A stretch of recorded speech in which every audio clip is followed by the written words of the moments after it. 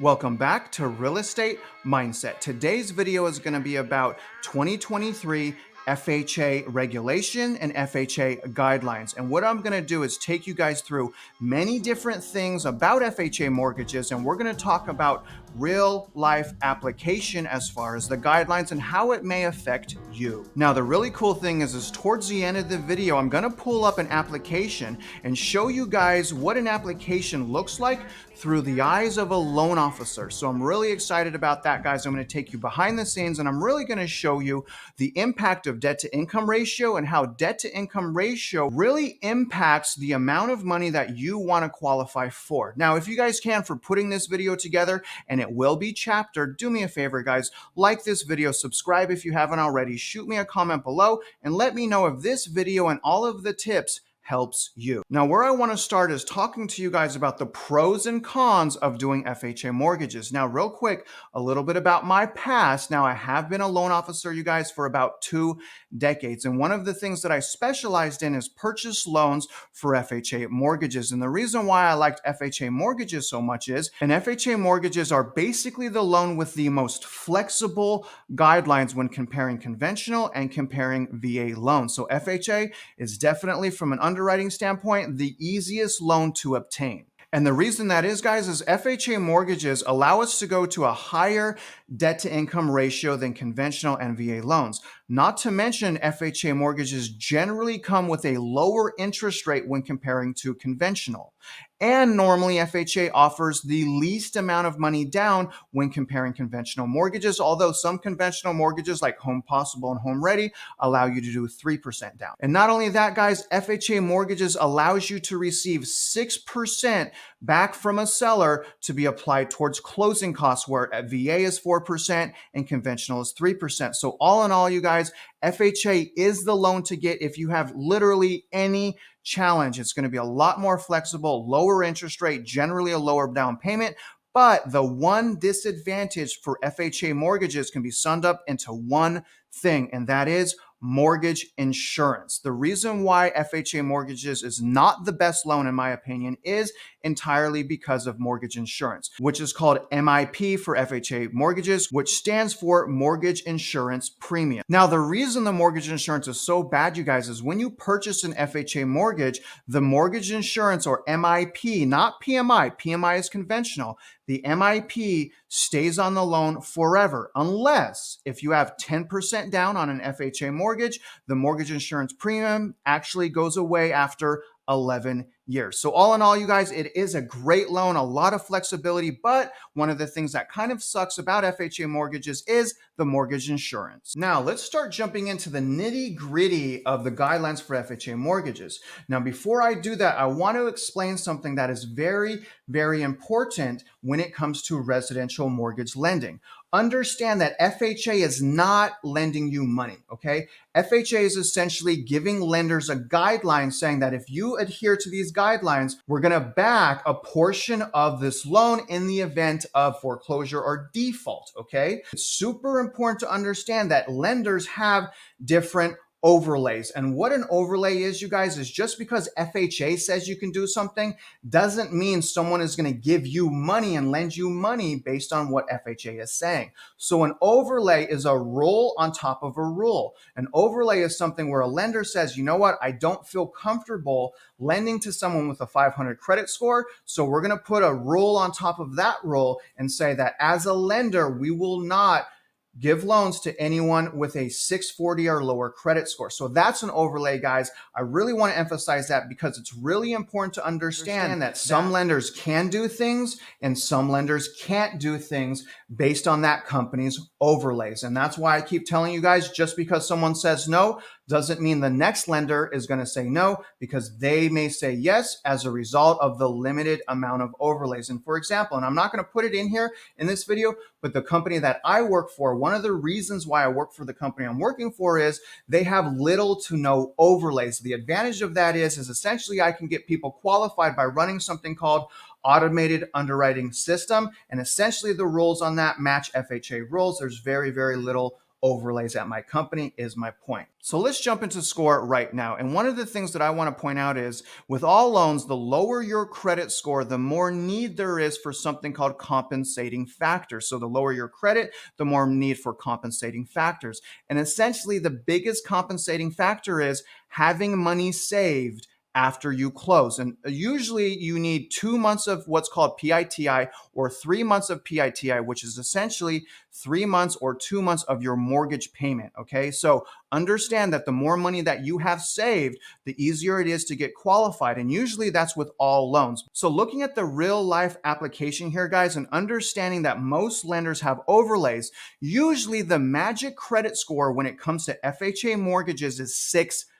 And that's a middle credit score of 620, not your high score, not your low score, but whatever your medium score is. And your medium score could be with TransUnion, Equifax, Experian. It doesn't matter. The lender uses whatever score is your middle score. Now, the reason why 620 is kind of the go-to score is anything lower than 620, generally you need compensating factors to get underwriting approval. So let's talk about what it looks like from 619 to 580. So most lenders will land on FHA down to 580. Under 580, it becomes a crapshoot, and I'm going to tell you why in a second. But in anything between 619 and 580, when it comes to FHA, you're going to need those compensating factors to get approved. And again, compensating factors like you have residual income, you have savings left over, you're not going into payment shock, even additional down payment more than the 3.5%. So there are things you can do if you have a score from 619 to 580. Well, one of the things is try to get your FICO score up. Even if it's 619,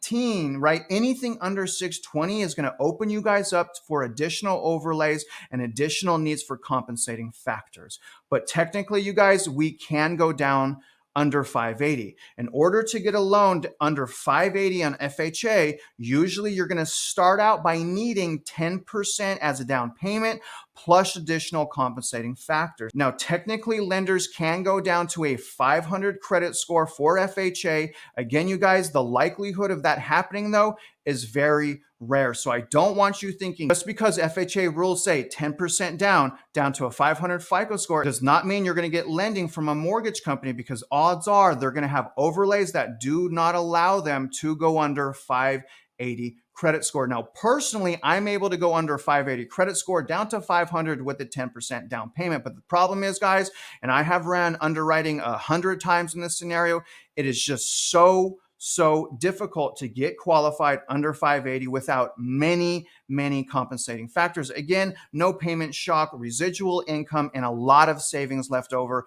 after you close. But technically, lenders can go down to 500. Most of the lenders only go down to 580. The magic credit score is 620. Now let's talk about everything down payment. And I'm really going to dig into how the lender verifies your fund, because remember, as a result of the Patriot Act that was passed, lenders are required to source all of the funds needed to purchase real estate. So it can get very frustrating, but FHA only requires a minimum down payment of 3.5%. Now, the thing with the down payment is generally the down payment must come out of the buyer's pocket. So in other words, the seller can't pay the down payment for the buyer. But the good thing about FHA is the buyer is allowed to use gift funds from a relative as a down payment. Now, doing so is going to generally downgrade your file through underwriting. So they don't like that people use a gift fund for a down payment. But the thing is, guys, is it is allowed. Now, the other thing that's allowed is up to 6%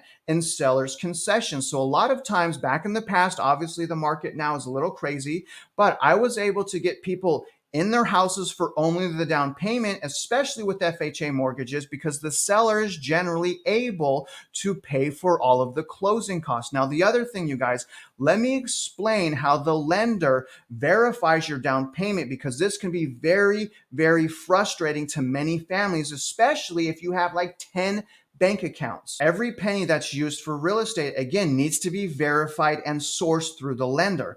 The way the lender is able to do that is they review your 2 most recent bank statements, and every single deposit in the last 2 months that goes into your bank statement needs to be sourced. And when I say sourced, it needs to be proved where it came from. And it's really easy to prove, like payroll, right? But what's really hard to prove is having a yard sale, getting paid cash, and depositing the cash. A really big no-no when it comes to sourcing your down payment for FHA mortgages is cash deposits. Lenders do not like to see cash deposits because lenders cannot properly source them as is required by the Patriot Act. So in other words, you guys, you can't get a loan to use as your down payment, at least in the last 2 months, right? Because again, they verify your down payment by looking at deposits in the last 2 months, unless it's a gifter.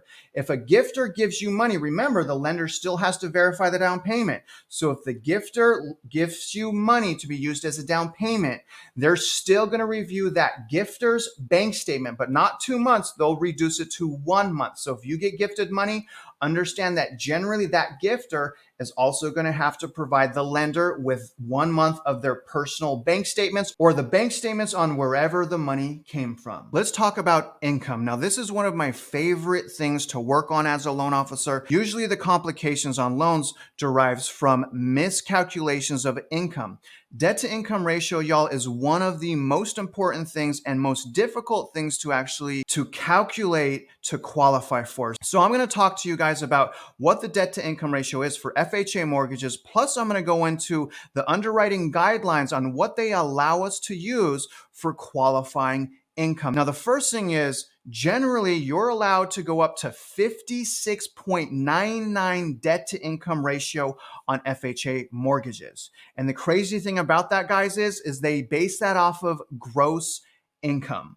So the way that debt to income works is they take your gross income and divide in all of your monthly debt payments and your new proposed mortgage payments, plus additional things like child support, alimony, and business loans and things of that nature. But 56.99% DTI, and that is based on gross income. So it's fair to say that more than half of your net income can actually go towards paying your mortgage. So that offers a lot of people a lot more flexibility to qualify for a loan amount that they want. And again, you guys, at the end of this video, I'm going to access a loan application and really show you how debt to income ratio works. But before I do that, let's talk about W-2 income versus self-employment income, because these are really, really important things to understand. Now, starting at W-2 income, one of the easiest incomes to calculate for qualifying income as a loan officer is anyone with a W-2 job. If you have a normal job working about 40 hours a week, you get hourly pay, it's super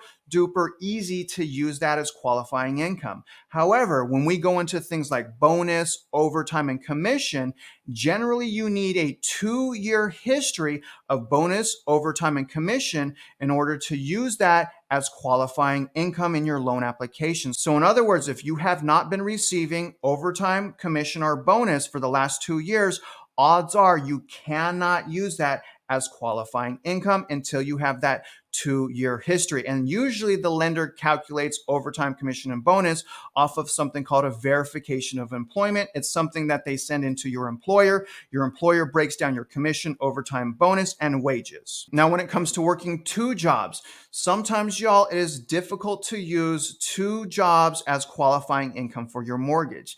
Generally, the rule is you must be working both jobs simultaneously for 2 years. So if you have 2 jobs and you have not been working 2 jobs for 2 years, unfortunately, odds are more than likely you can only use 1 income and not both incomes, again, unless you've been working both jobs simultaneously for 2 years. Generally, the lender is going to want to see a 2-year history of employment, even if it's not concurrent. Now, the good thing is if you're in college, a lot of times lenders will allow your college to act as your 2-year employment history as long as you have certified college transcripts. As long as you're not unemployed for 6 months or more, you're allowed to use the income from your new job essentially after 1 month of pay stubs.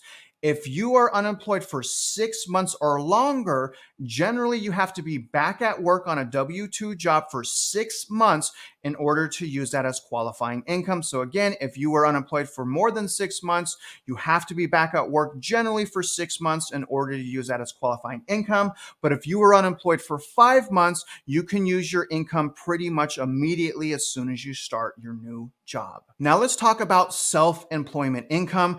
which is something that I absolutely love calculating as a loan officer. I do my own taxes. I love how self-employment works. However, here's how an underwriter or lender is generally going to look at your self-employment income. Now, there is ways to only look at 1 year tax return, but I'm going to generalize and tell you guys that the underwriter is going to review 2 years of tax returns. So if you're self-employed, generally you have to be self-employed for 2 years in order to use that income to qualify for a mortgage. So in other words, you generally need 2 years of Schedule C's or 2 years of 1120s if you're incorporated. Now, the way that the underwriter is going to calculate your self-employment income generally is by taking the last 2 years of your net income based on your income taxes. Once they have the last 2 years of your income, they're then going to divide by 24 months to get your monthly qualifying income. And again, you guys, that also works on 1120s or corporations. Now, here's the good thing. You're actually able to add back into qualifying income certain deductions, because everyone knows if they're self-employed, generally they have a ton of deductions and they're left with very little net income. Now, some of the deductions that you're usually allowed to put back into your qualifying income are car mileage. Generally, you can get 23 cents a mile added back into qualifying income. Home office is another beautiful thing. Obviously, I have many home offices, so it helps me. The other thing, you guys, is depreciation. So if you purchase a car and you depreciate $30,000 of that car, that $30,000 is generally able to be put back into your qualifying income. Isn't that cool, right? Knowing this stuff will allow us to better prepare our income taxes going into 2023. Now, one very important thing is the underwriters will generally look at your gross sales from your self-employment.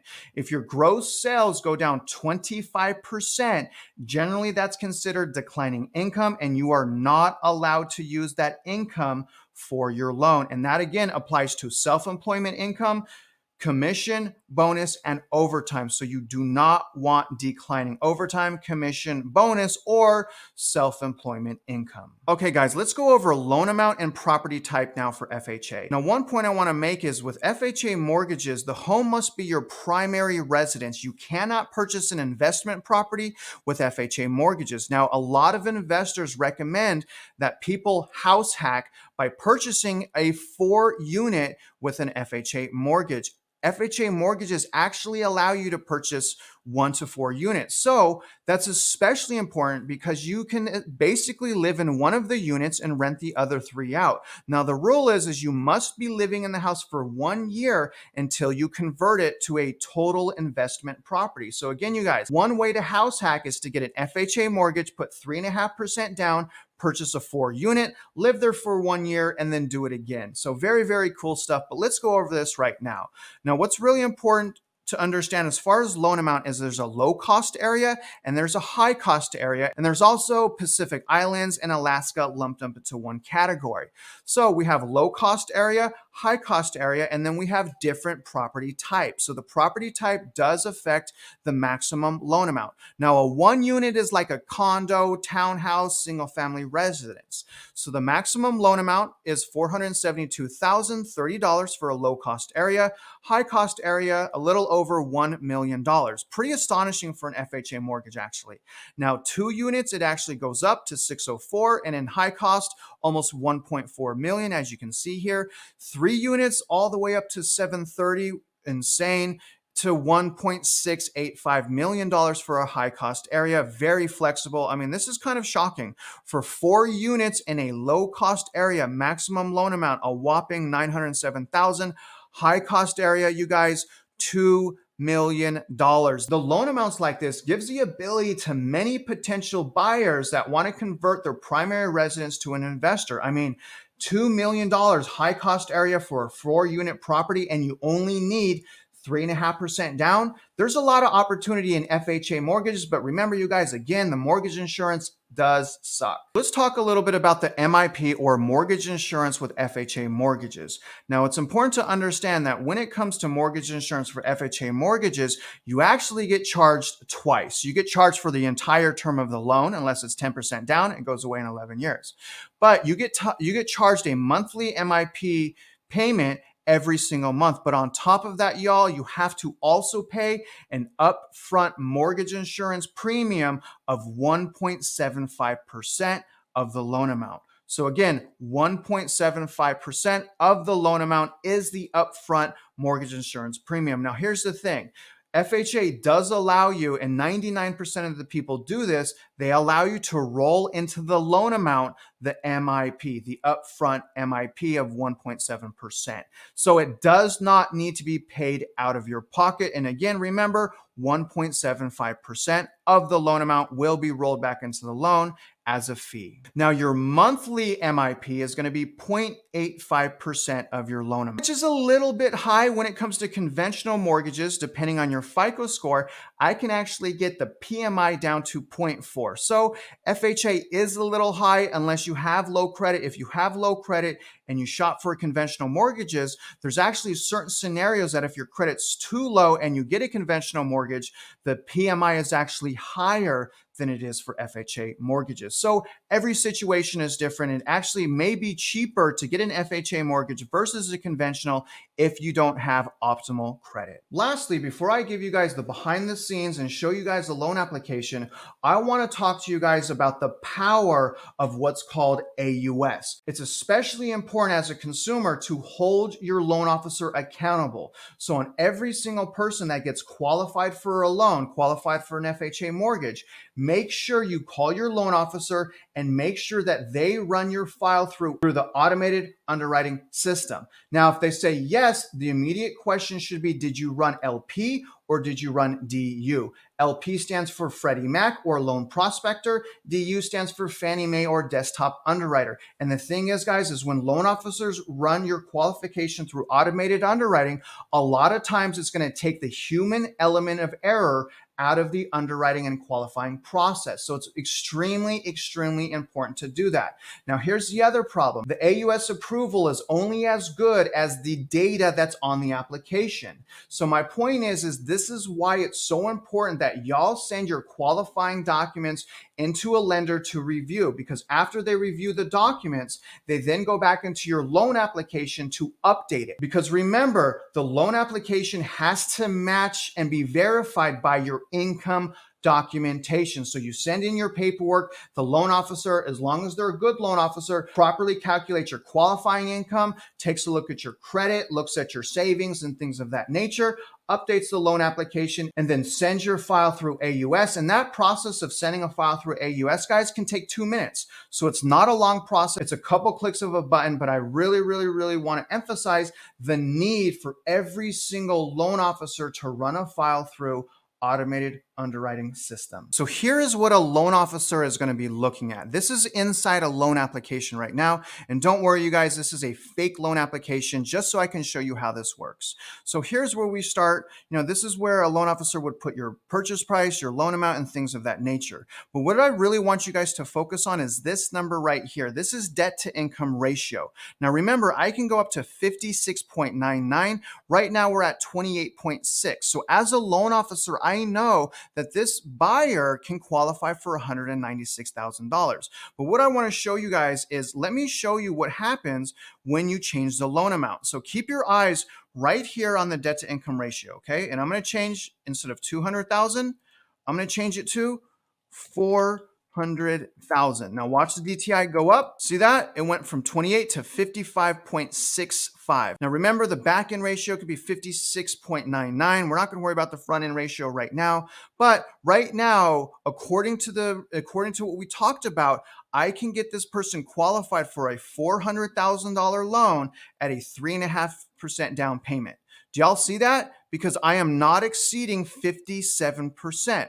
But let me show you now what happens when we start adding in consumer debt. This is one of the consumer debt sections right here. So normally I would just run a credit report and then I would input someone's credit report and this would autofill. But what I want to show you is how bad consumer debt can actually be. So I'm going to add now, you guys, some debt. Okay, and look at all these different options here. I'm just going to select revolving debt. I'm going to put a balance of, let's just take the nation average of about $6,000. Let's say the payment, and here's the point I'm really trying to make. Your monthly debt payments go against your debt to income ratio. So right now I can essentially qualify for $400,000 because I'm under 57% DTI, but I have no debt. So now when I add debt, let me show you. So let's act like this $600,000 has a debt payment of $200 a month, okay? Watch the debt to income ratio right here. You see that? So the debt to income ratio jumps to 58.5%, and I know immediately that I can no longer qualify for the loan amount I want. But let's add a few more things so I can really show you how this works. So now I'm going to add to the borrower, I'm going to add a car loan as well. And that is an installment loan. It is not revolving debt. Let's say the car loan is $35,000 because unfortunately they had to buy a car during COVID and the average payment is $750. Watch the debt to income ratio go to 58.5 to 69.2. So as a loan officer, if I look at this file and I'm going to debt to income ratio, I see they have a 69.2%. Now I know that this buyer can no longer qualify for $400,000. Now let me show you another thing. So the next question is well, with these debts, what loan amount does the buyer qualify for? And let me show you how bad consumer debt is. Okay, so going back to the loan amount, keep your eyes right here. We need to be under 57. We're at 69.2. So let's see what happens when I drop this all the way down to 300,000 instead of 400,000. Let's see. So it drops to 55.5%. Do you see that, guys? So we're at where we were when we had no debt. So in essence, because I had consumer debt, because I had a car loan and credit card debt, I now qualify for $100,000 less. Do y'all see that? $100,000 less. Now, let me show you something else. Let's go back and let's change this back to 400,000. Okay, because that's what we want. We want 400,000. Look at the debt to income ratio. We know we don't qualify because this is exceeding 57%. Now let's look at interest rate. What if I get a really low interest rate? Okay, so the estimated payment is $25.27. Let's say the rate plummets to 5%. Let's see if we can then qualify. Y'all see that? It only dropped the DTI 5%. So the payment only went down to $21.46. What that means, you guys, is what's more important than your interest rate, again, is having no consumer debt. Your monthly debt payments has a major effect on your qualifying limits. So let me change this rate back to 6.5, and let's go back to the debt real quick and figure out what we can do to try to qualify. So I've changed this back to 6.5. We have a $400,000 loan amount. Let's go back to the debt. So again, you guys remember, it's not necessarily the balance, okay? It's the payment that matters. So you really got to take a look at your payments. Let me show this paid off. Watch the DTI go from 69 to 66. So paying off $6,000 in credit cards almost had the same effect as a much lower interest rate. Do y'all see that? And now let me pay off my car loan. It has a $750 payment a month. I'm going to show that paid off. Look at the DTI up here. Goes back down to 55.6. Do y'all see how that works? So the less debt you have, consumer debt, credit cards, car loans, the easier it is going to be for you to qualify for the loan amount that you want. But let me show you something else. If we look down here, most loan officers have the ability to run underwriting. Do you see that? All I have to do is check this button, pick whether or not I want LP or DU, and then let the system run. And that is generally how easy it is. And I can also run credit here. I can also pull up live interest rates. A lot of things can be done right here. In conclusion, here's what I really want to give you guys a warning about. There's generally two things that are needed to get really good financing. Number one is the lender. There's no point in a loan officer working for a lender that is not able to lend money. So working with a lender and using a lender that has the fewest amount of overlays possible is generally the best thing to do. Now, the second most important thing is the loan officer. It doesn't matter if the lender is flexible if the loan officer doesn't understand how to get through challenges with solutions. So you need both a good loan officer that works for a great lender. Now, other than that, guys, I really hope that you guys got value from this video. Don't forget to hit like, shoot a comment below. Let me know if you liked it. Now, I really wish you guys luck out there. And if you're out there investing in real estate, I do wish you luck and I hope you win.